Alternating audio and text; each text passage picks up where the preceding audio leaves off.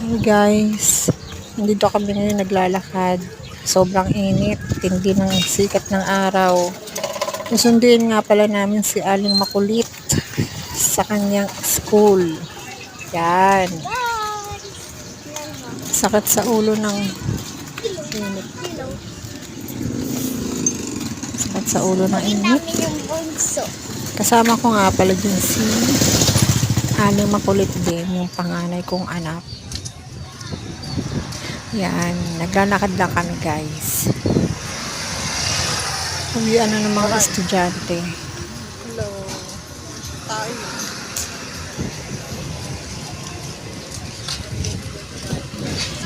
Yan, malapit na rin kami.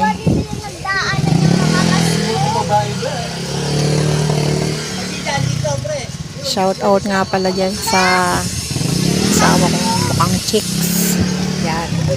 Mukhang chicks yun, kala nyo guys. Mukhang chicks. Yan, malapit na kami. Dito nga pala kami dadaan sa may shortcutan, dito sa may court.